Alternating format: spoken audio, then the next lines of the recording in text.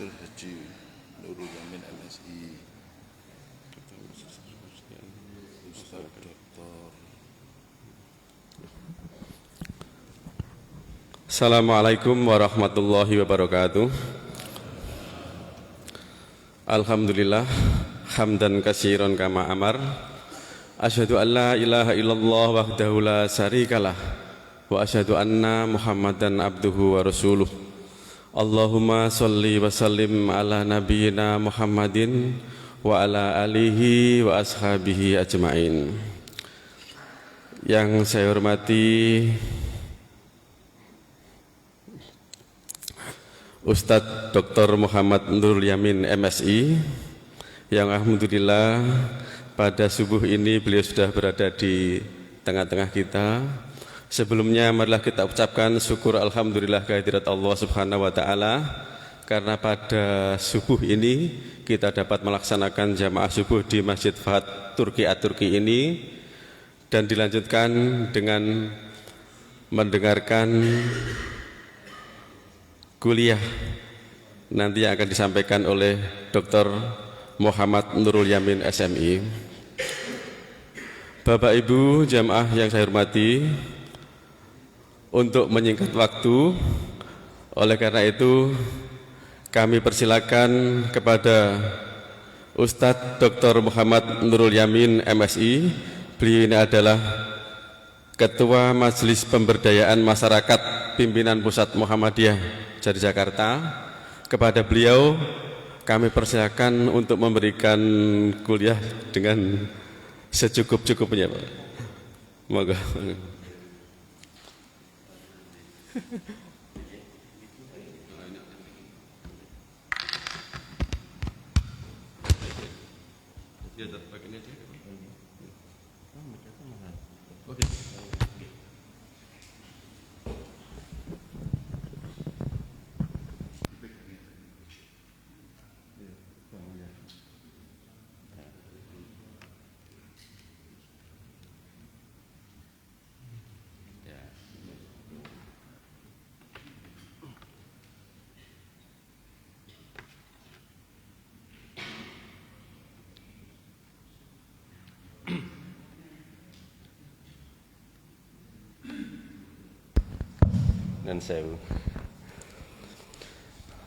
Assalamualaikum warahmatullahi wabarakatuh. Alhamdulillahi rabbil alamin. Wassalatu wassalamu ala asrafil anbiya'i wal mursalin Nabiyina Muhammadin sallallahu alaihi wa ala alihi wa sahbihi ajma'in. Qala Allah ta'ala fi kitabihil karim, a'udzu billahi minasyaitonir rajim, bismillahirrahmanirrahim. Ara'aital ladzi yukadzibu biddin, fadzalikal ladzi yad'ul yatim wala yahuddu ala ta'amil miskin, fawailul lil musallin alladzina hum an salatihim sahun, alladzina hum yura'un wa yamna'unal ma'un. Shadaqallahul adzim. Pertama, alhamdulillahirabbil alamin. Puji syukur kita panjatkan kehadirat Allah Subhanahu wa taala atas segala nikmat dan karunia-Nya, nikmat lahir, nikmat batin, jasmani, rohani, material, spiritual, cukup sandang, cukup papan, sehat, senajan sederhana menurut kemampuan kita masing-masing. Terlebih nikmat kesehatan. Sehingga pada pagi hari ini alhamdulillah atas izin Allah Subhanahu wa taala kita semua diberikan kesehatan dan kesempatan bukan hanya bersolat jamaah subuh di masjid yang indah, megah, bersih ini, khususnya bagi saya pribadi, alhamdulillah pagi hari ini bisa sholat subuh di pondok ini berjamaah dengan ibu dan bapak-bapak serta adik-adik semua. Ini kesempatan sholat subuh atau pertama kali saya berjamaah di masjid ini. Mudah-mudahan silaturahmi ini membawa keberkahan buat kita semuanya. Amin ya rabbal alamin.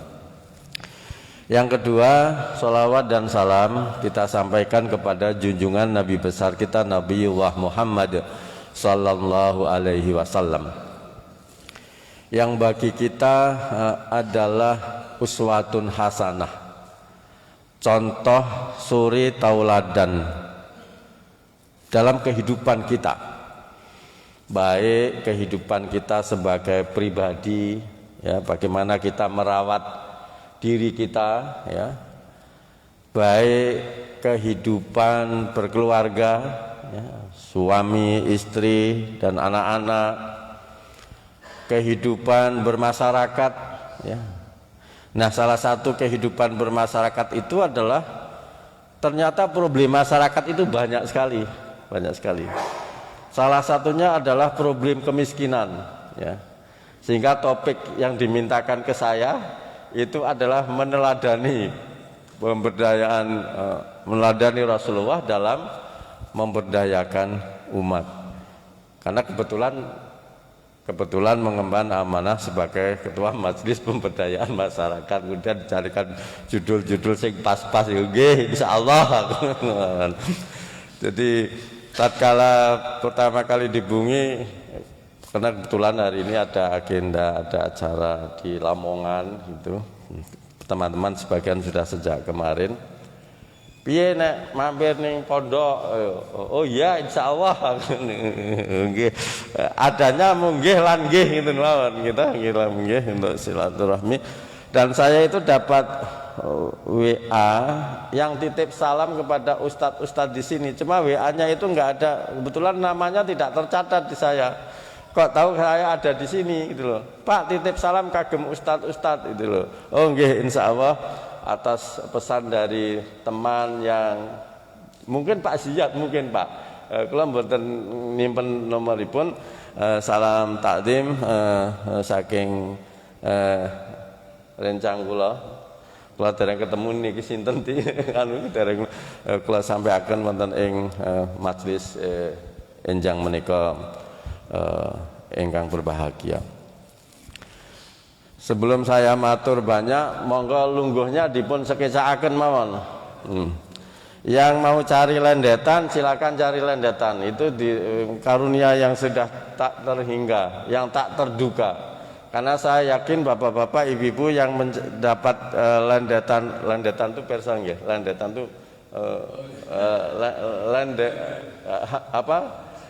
sandaran.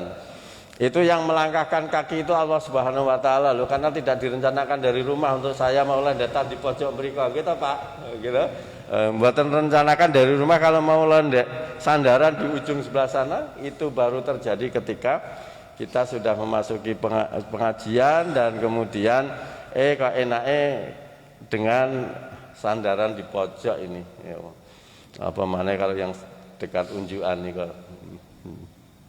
Ibu dan bapak-bapak sekalian, nyun sewu bahasanya campuran ya, Pak, campuran. Nepangaken asma kula tadi sudah disebut Muhammad Nurul Yamin. Saya asli Pekalongan, Pak, dan Ibu Pekalongan Jawa Tengah. Jadi rada ngapak seditik ini Pekalongan Jawa Tengah. Tapi sudah lama tinggal di Yogyakarta, dan sekarang aktif di Majelis Pemberdayaan Masyarakat yang ngurusi salah satunya soal pertanian, Pak. Soal pertanian, soal peternakan, ya. Soal nasib buruh, nelayan, ya, nelayan. Di sini Lamongan, Tuban ini kan daerah nelayan semua ini, nelayan. Dan kelompok-kelompok masyarakat yang terpinggirkan. Termasuk di kemiskinan kota itu ada pemulung. Saya punya teman-teman pemulung di TPST Piungan di Yogyakarta itu 500 orang, Pak. Itu berjamaah, ya, berjamaah di namanya Jamaah Mardiko. Nah, itu ya ada pengajiannya begini. Ini profesinya pemulung semua, difabel, penyandang disabilitas, ya. Itu juga bagian dari kegiatan-kegiatan di Majelis Pemberdayaan. Nah, hari ini saya ada kebetulan yang berkaitan dengan pertanian di Lamongan ini. Lamongan, kita mau ada acara. Nah, nanti Bapak-bapak nanti bisa berhubungan dengan Muhammadiyah di Lamongan, khususnya Majelis Pemberdayaan Masyarakat. Apa kalau belum terlibat itu bisa melibatkan diri di kegiatan-kegiatan pemberdayaan pertanian, khususnya pertanian di Lamongan ini, bisa juga nanti ke nelayan dan lain-lain. Monggo. Kenapa begitu? Kenapa begitu? Kenapa Muhammadiyah terjun memberdayakan kelompok-kelompok masyarakat yang memang dalam peta kehidupan ekonomi di Indonesia itu terpinggirkan. Wis pinggir neng pinggir banget ini loh. Wis neng pinggir dipinggirkan. Jadi pun dempis moco itu loh, pun moco. Angka kemiskinan di Indonesia itu kan sebelum pandemi, ya, sebelum pandemi itu 9% berkisar antara 24 jutaan sampai 25 juta. Tambah musim pandemi menika, tambah sekitar mencapai 30 sampai 35-an juta. Angka kemiskinan baru. Ini orang kaya baru juga banyak loh, Pak. Jadi pandemi ini di samping menimbulkan kemiskinan baru, itu orang yang justru tambah kaya karena pandemi ini nggih wonten. Jadi yang kaya makin kaya, yang miskin makin miskin. Nah, siapa mereka?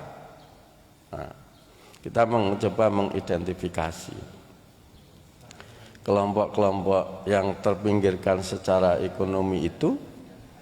Di antaranya adalah saudara-saudara kita yang bergerak di pertanian tetapi buruh tani.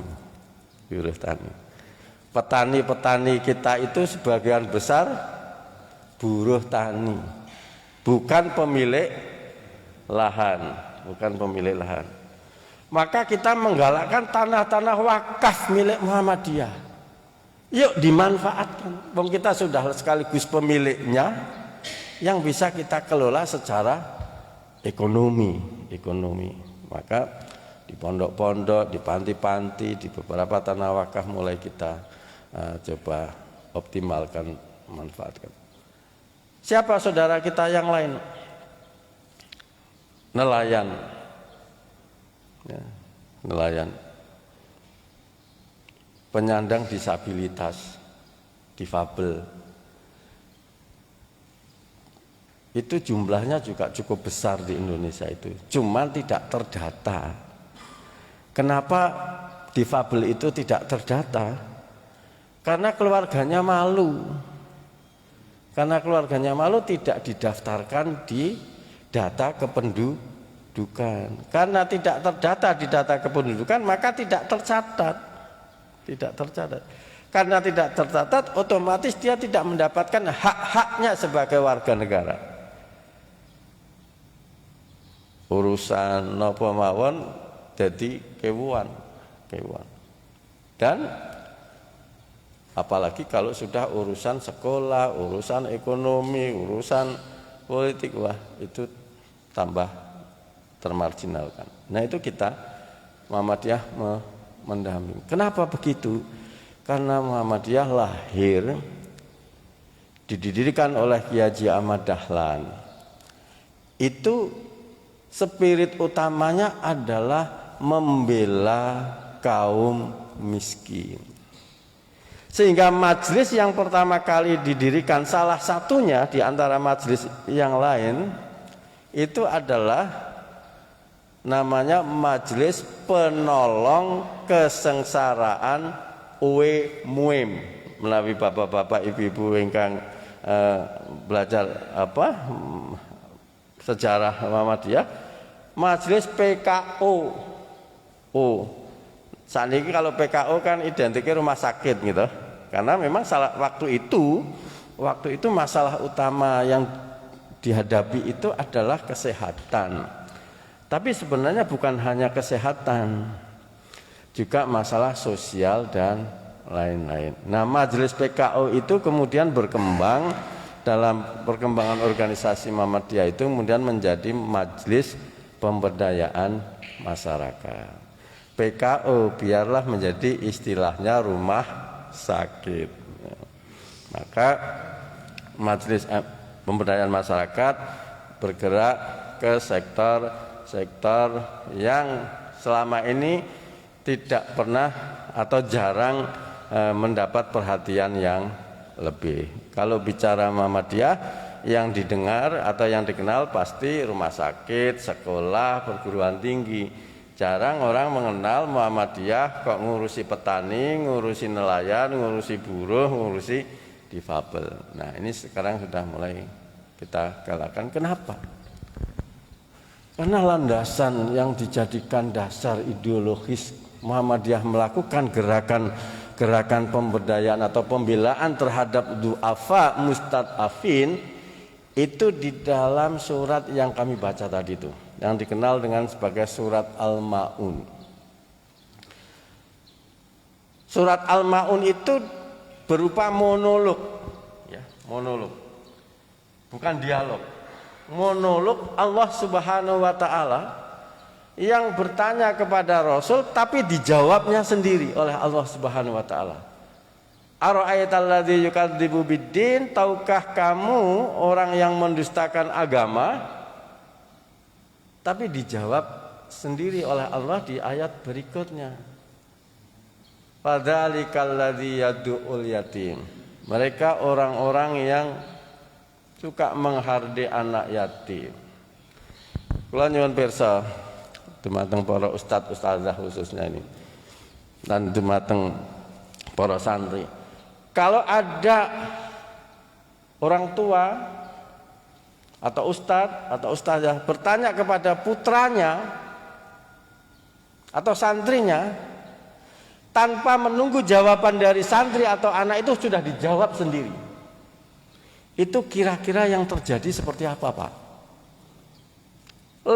Misalkan ngene. Urung jawab, itu sudah dijawab. Itu kira-kira situasinya seperti apa? Tekon dijawab dewe. Dijawab. Itu kira-kira hal yang ditanyakan itu hal yang seperti apa? Hal yang luar biasa, yang di luar jangkauan kesadaran dari yang ditanya kadang, sehingga perlu diberitahu. Kan sering kita kan menasehati anak-anak kita, ya, melalui strategi komunikasinya dengan bertanya. Bukan tanya ngetes loh ya. Bukan tanya ngetes. Kalau tanya ngetes, yang ditanya berusaha menjawab. Itu kalau pertanyaan ngetes itu seperti ketika kita dalam riwayat tentang Jibril menanyakan tentang mahwal Islam. Ya kan? Kemudian Rasulullah menjawab al-Islam antasyhada alla ilaha illallah sampai rukun Islam. Tanya tentang iman, ada pertanyaan dan ada jawaban. Tapi ini adalah pertanyaan langsung dijawab. Ini menandakan perkara yang disampaikannya itu perkara yang penting dan di luar kesadaran yang ditanya, sehingga perlu difahamkan. Wahai Muhammad, tahukah kamu orang yang mendustakan agama adalah satu orang yang menghardik anak yatim, suka menghardik anak yatim, atau tidak menghiraukan anak yatim, atau menolak, atau tidak memperhatikan. Data yang dihimpun oleh Muhammadiyah melalui tim MCCC, jumlah anak yatim pasca COVID ini banyak sekali, ribuan.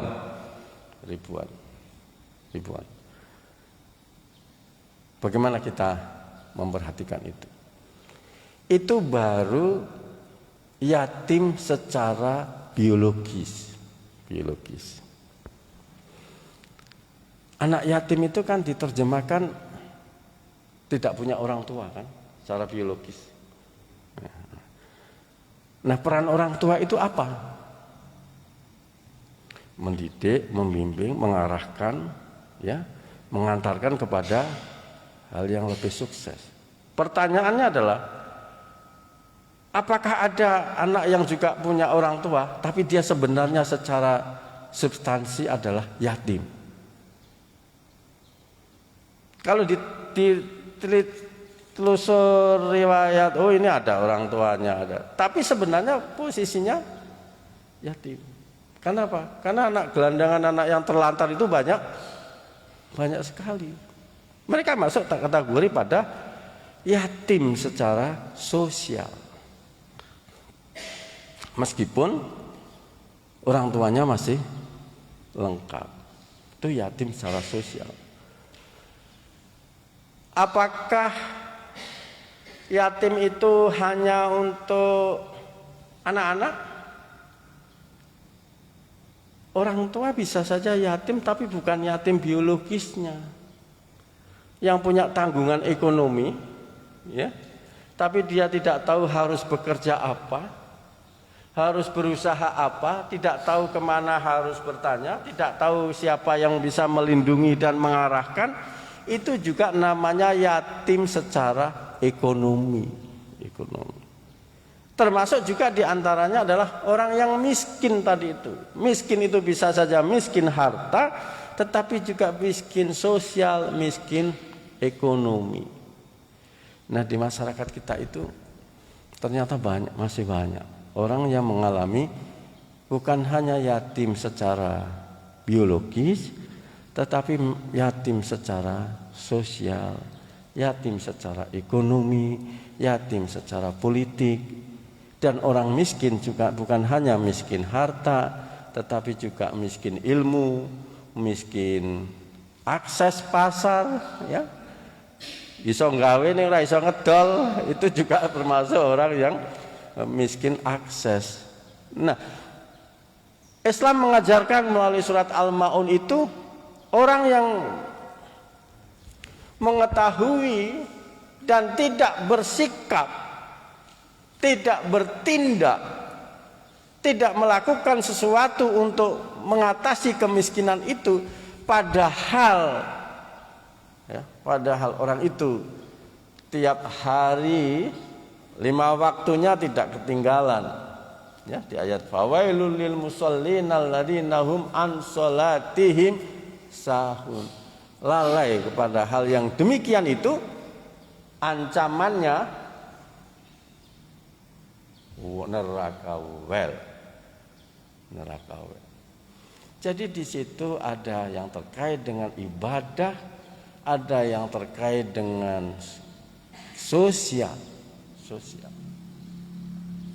Maka mari kita bersama-sama tengok kanan, tengok kiri saudara-saudara kita, ya, saudara-saudara kita, untuk kita ta'awanu 'alal birri wat taqwa, saling tolong menolong dalam kebaikan. Terlebih di situasi yang semakin susah secara ekonomi bagi sebagian besar masyarakat kita. Ada yang nggak merasa tambah sulit, tambah senang, tambah baik juga banyak gitu.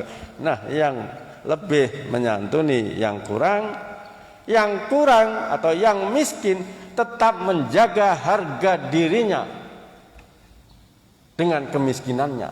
Nah, bagaimana menjaga harga dirinya dengan kemiskinannya? Inilah yang topik yang pagi hari ini dimintakan ke saya, meneladani Rasulullah dalam memberdayakan umat. Ternyata Rasulullah memberikan satu gambaran cara yang luar biasa. Di sebuah riwayat, ya, diceritakan sebuah dialog, ya, dialog Rasulullah SAW dengan salah seorang sahabat Ansor. Tidak disebutkan siapa nama sahabat itu. Mungkin para ustadz-ustadzah mungkin langkung perso babakan hadis riwayat menika. Dalam dialog itu intinya sahabat Ansor itu meminta kepada Rasulullah SAW.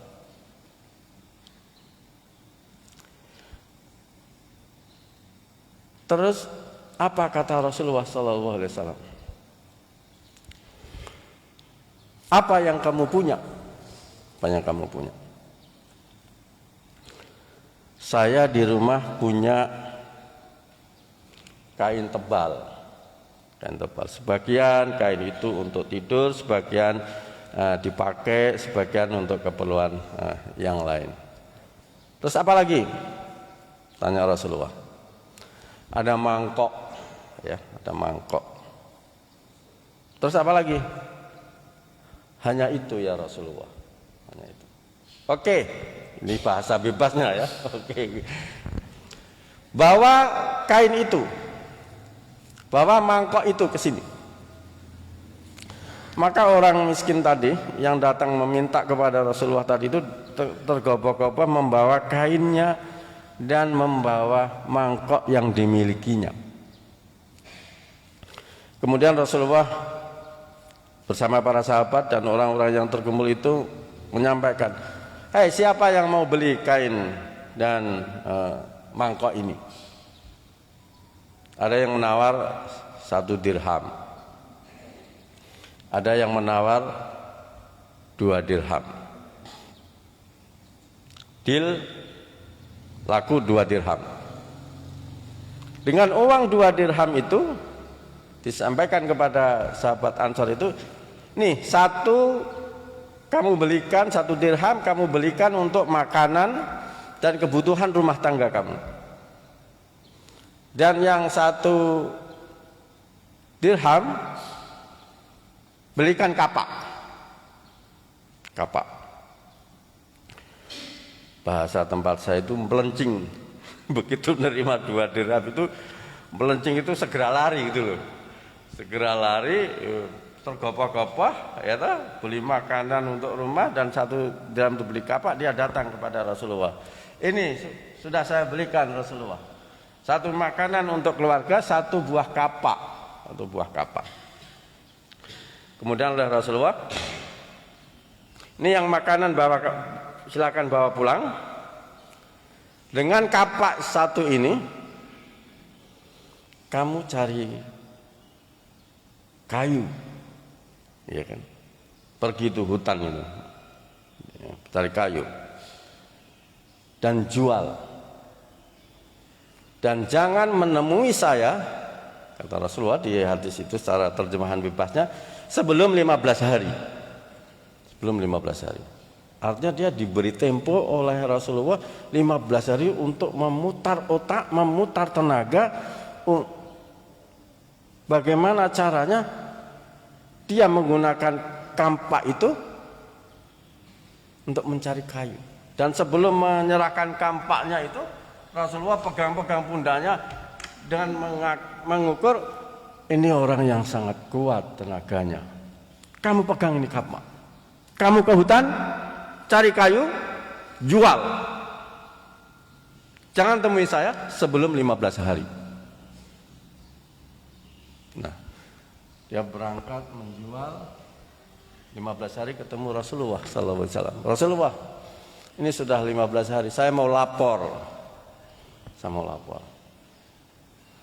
Ini di tangan saya ada kampak masih utuh, seharga 1 dirham. Ini di tangan kiri saya ada 10 dirham. 10 dirham.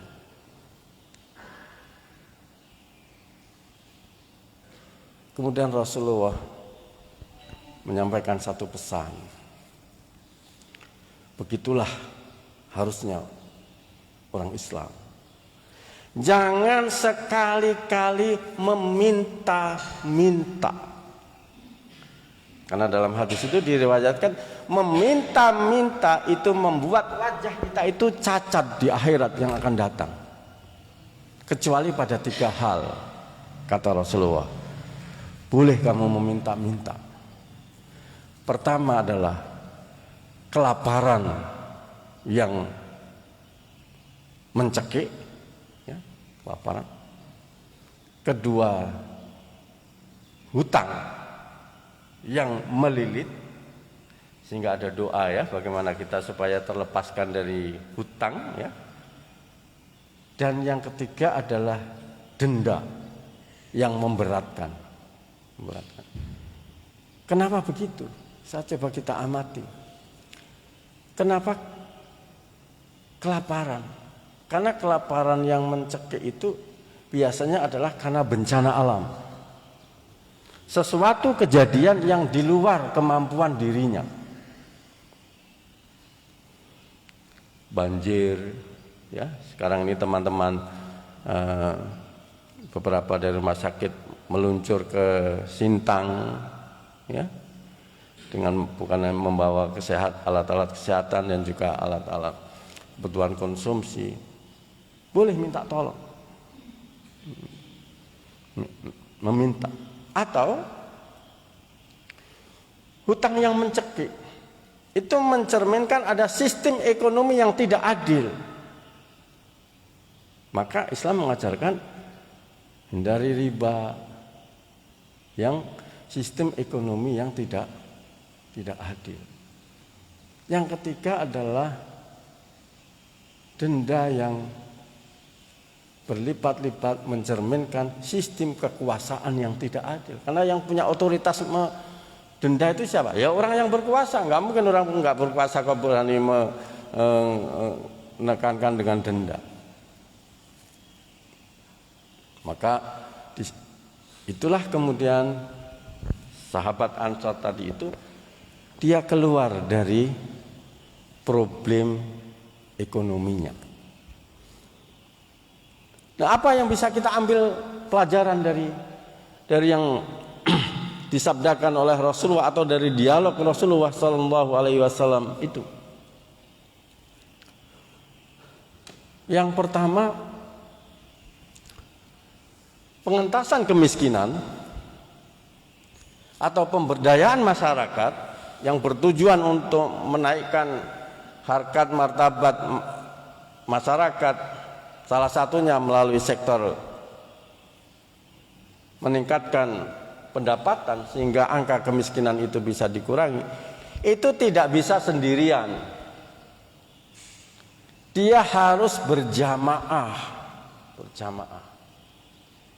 Coba bayangkan kalau si miskin sahabat Ansor tadi itu tetap saja berpikir sendirian, bergerak sendirian, dia akan tetap miskin. Tapi dia punya keberanian untuk menyampaikannya kepada Rasulullah dan Rasulullah menyampaikannya kepada para sahabat yang lain, maka kemiskinan itu bisa teratasi. Maka pengentasan kemiskinan itu tidak bisa sendiri-sendiri, berjamaah.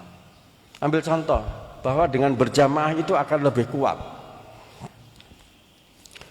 Kalau kita masuk ke mall atau ke pasar, itu justru perdagangan barang-barang yang sejenis itu dijadikan satu. Ya, ini pasar ikan, ini semuanya ikan semua, ayam semua. Ini benda-benda laptop semua. Dan laku semua. Tapi kalau misalkan kita ingin jual ayam dengan alasan supaya tidak ada pesaingnya, kemudian ngambil tempat sendiri, malah terpencil, nggak ada yang beli. Maka berjamaahlah di dalam berkegiatan ekonomi. Maka di Muhammadiyah, melalui MPM, kita itu sekarang menggalakkan untuk para petani itu adalah jamaah tani Muhammadiyah. Jamaah tani Muhammadiyah. Di Lamongan ini sudah berdiri jamaah tani Muhammadiyah Lamongan dan anggotanya banyak. Berjamaahnya sudah dapat. Nanti ada cara yang diberikan oleh Rasulullah setelah berjamaah. Di Sragen itu sudah ada 200-an orang berjamaah. Dari jamaah itu kami sebagai pengurus masjid sudah tahu. Kalau saya tanya berapa jamaahnya? Oh, ada 200. Berapa produksi yang diproduksi dari 200 jamaah itu? Kapasitasnya? Nah, oh sekian ton Pak. Oke. Nanti bagian kita pengurus masjid Bapak menanyakan kepada orang yang lain, butuhmu itu berapa? Kebutuhan untuk kantormu itu? Oh sekian. Nah tak pasok dari sini bagaimana? Nah itu nanti diajarkan oleh Rasulullah dalam membangun ekonomi berjamaah. Jadi pelajaran yang pertama dari Rasulullah SAW adalah berjamaah untuk pemberdayaan masyarakat, untuk mengurangi kemiskinan. Kemudian yang kedua, apa yang bisa kita ambil dari dialog Rasulullah dengan sahabat Ansor tadi itu dalam hal pengentasan kemiskinan? Ternyata modal uang bukan segala-galanya. Faktanya Rasulullah tidak langsung memberikan uang itu. Nih tak kasih sekian dirham. Tidak itu. Dalam riwayat yang lain juga ada seorang sahabat namanya Abu Umamah ya, datang menghadap kepada Rasulullah dengan persoalannya yang sangat kompleks. Mulai sudah terlilit hutang dan sehingga dia orang itu kalau hutang itu takut ketemu orang, cemas dan segala macam, menjadi malas dan lain-lain. Datang kepada Rasulullah, apa yang disampaikan oleh Rasulullah bukannya tak kasih uang untuk bayar hutangnya, karena Rasulullah punya keyakinan dia mampu untuk mengatasi persoalannya, maka yang diberikan oleh Rasulullah adalah motivasi. Motivasi itu berupa apa? Doa. Dan doa itu sering kita baca. Allahumma inni a'udzubika minal hammi wal hasni wa a'udzubika minal ajzi wal kasli wa a'udzubika minal jubni wal buhli wa a'udzubika min halabatid dain wa qahrir rijal. 8 persoalan kehidupan. Intinya adalah yang diberikan oleh Rasulullah itu adalah satu proses penyadaran. Nah ini paling susah di dalam upaya-upaya pemberdayaan masyarakat.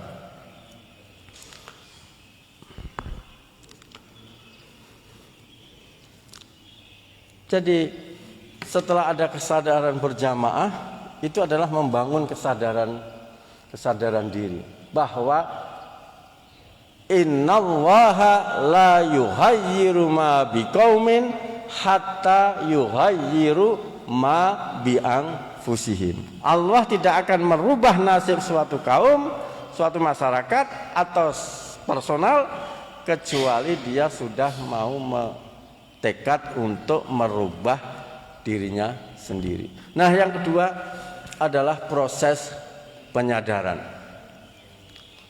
Punya tekad, maka di dalam pemberdayaan masyarakat itu ada pelatihan-pelatihan. Ya. Kalau pertanian, ya pelatihan pertanian, nelayan, terkait nelayan dan lain-lain. Kaitannya apa? Membangun proses kesadaran diri untuk berubah ke lebih baik. Nah, yang ketiga, apa yang diajarkan oleh Rasulullah SAW adalah satu kecerdasan yang luar biasa, adalah merubah modal menjadi aset produksi.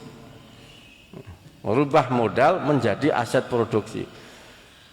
Semiskin-miskinnya kita, saya yakin masih punya modal, ya, bukan uang. Uang nggak punya, it's okay.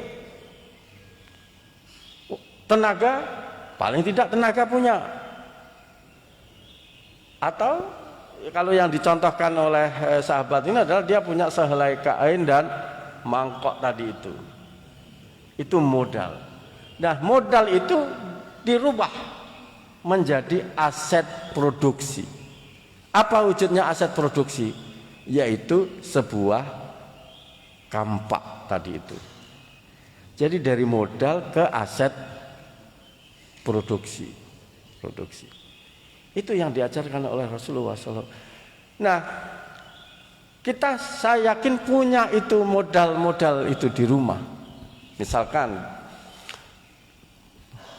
MPM punya program kalau untuk masyarakat perkotaan itu adalah urban farming. Orang-orang kota kan sering mengeluh, aduh saya nggak bisa bertani karena di lahan nggak punya. Padahal ada pekarangan, ada teras, ada apa? Itu adalah modal yang bisa kemudian dikapitalisasi menjadi aset. Nah, ini yang kecerdasan ini yang masih perlu kita tingkatkan bersama-sama. Padahal Rasulullah mengajarkan itu. Jadi kalau ingin berubah, modal yang kita punya sebagian jadikan aset produksi. Jadi, punya sawah, punya ternak, punya lahan dan lain-lain, kemampuan lain-lain, mari kita jadikan sebagai aset produksi. Kemudian yang berikutnya yang diajarkan oleh Rasulullah dari dialog tadi itu adalah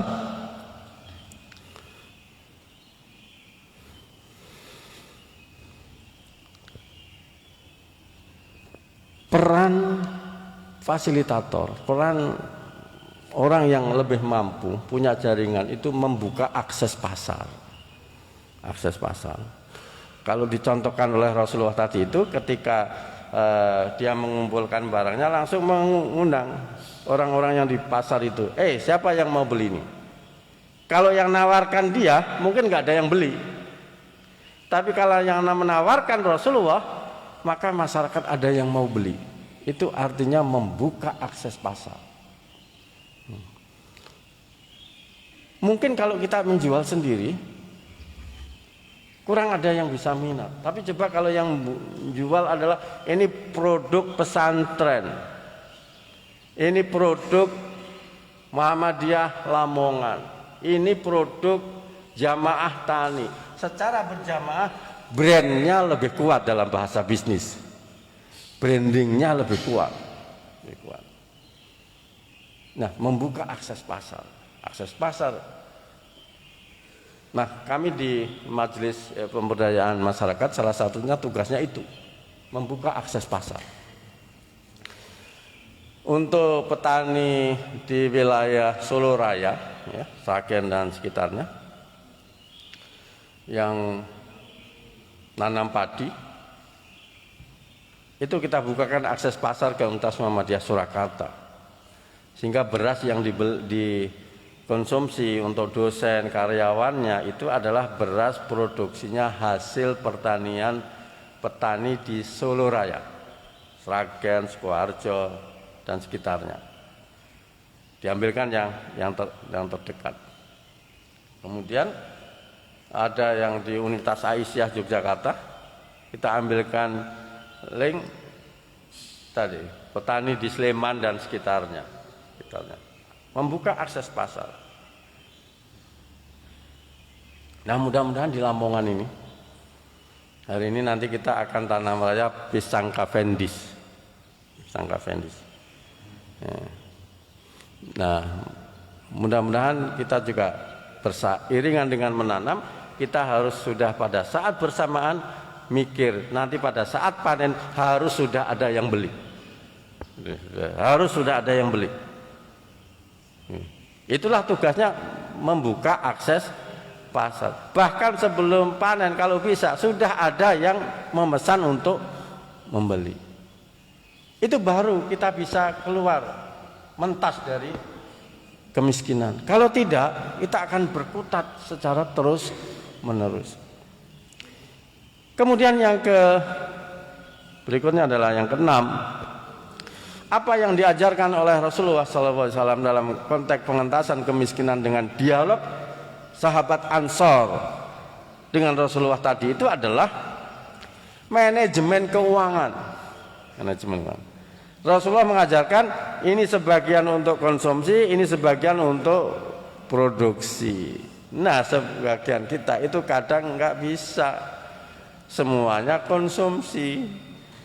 Jadi kalau kita itu mau mulai berusaha secara baik, pisahkan harta konsumsi dan harta produksi. Jadi harus mulai ditata.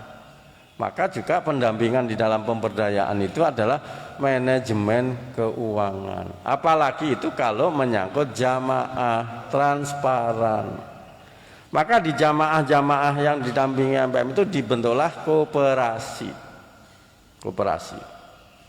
Nah di situ laporan keuangannya bisa diketahui semua dengan terbuka, mana yang harus dibagi kepada anggota sebagai hasil usaha, mana yang harus dikembangkan untuk usaha. Manajemen keuangan. Nah kita juga masih lemah manajemen keuangan. Maka perlu pendampingan manajemen keuangan. Nah yang ketujuh, ini yang membedakan pemberdayaan masyarakat yang dilakukan oleh Muhammadiyah dan oleh LSM pada umumnya adalah penanaman ideologi. Penanaman ideologi. Yang kalau dalam dialog Rasulullah dengan sahabat Ansor tadi itu, jangan kamu menjadi peminta-minta, itu penanaman ideologi. Nah, ketika kita melakukan pemberdayaan, kita sebenarnya sedang melakukan perintah agama, khususnya di surat Al-Ma'un, agar kita semua tidak terjebak pada golongan orang-orang yang disinyalir oleh surat Al-Ma'un tadi itu sebagai pendusta agama. Sehingga dengan demikian ibu dan bapak-bapak, adik-adik, dalam pengentasan kemiskinan melalui upaya-upaya pemberdayaan itu dilakukan dengan beberapa tahapan tadi itu. Mari kita berjamaah. Berapa sih yang ada di sekitar kita? Itu kekuatan ekonomi kita. Mari ekonomi berjamaah. Kalau kita belum mampu, maka dilakukanlah upaya-upaya pemberdayaan tadi. Berjamaah, saling memberikan informasi akses pasar, ya, akses pasar. Dan tadi kemampuan merubah modal menjadi aset produksi. Maka jangan pernah berharap misalkan orang lain itu atau kita senantiasa menempatkan tangan di bawah. Itu yang bagi kita Muhammadiyah itu senantiasa dihindari. Muhammadiyah tidak mengajarkan untuk bermental tangan di bawah. Muhammadiyah mengajarkan untuk bermental memberi, tangan di atas. Nah, untuk bisa memberi kita harus berdaya. Dan harus berdaya, kita harus memberdayakan diri bersama-sama. Secara individual, secara jamaah, secara organisasi, ya. Dengan demikian kekuatan ekonomi jamaah umat itu bisa terbangun dan pengentasan kemiskinan di sekitar kita secara perlahan tapi pasti insya Allah sudah bisa mulai kita entaskan dengan spirit Al-Ma'un tadi itu. Ibu dan bapak-bapak yang kami hormati, saya kira ini saja yang bisa kami sampaikan pada kesempatan silaturahmi pagi hari ini. Sekali lagi saya sangat bersyukur bisa bersilaturahmi, bisa berjamaah di masjid ini, dan mudah-mudahan ini bukan silaturahmi yang terakhir. Insya Allah ini menjadi pembuka langkah untuk silaturahmi berikutnya yang akan datang. Insya Allah. Begitupun juga pada para jamaah, bapak-bapak dan ibu-ibu, kalaupun toh ke Jogja, karena kami Majelis Pemberdayaan Masyarakat itu home base-nya ada di Jogja, tidak di Jakarta, silakan kontak-kontak kami. Kami akan dengan senang hati untuk menemui, berdiskusi, ya bertukar pikiran, bertukar pandangan, karena banyak tokoh-tokoh Lamongan ini yang juga ada di Jogja, sehingga kita bisa silaturahmi ini berkesinambungan. Mudah-mudahan ada manfaatnya, kurang lebihnya mohon maaf yang sebesar-besarnya. Akhirul kalam, billahi taufik wal hidayah. Assalamualaikum warahmatullahi wabarakatuh.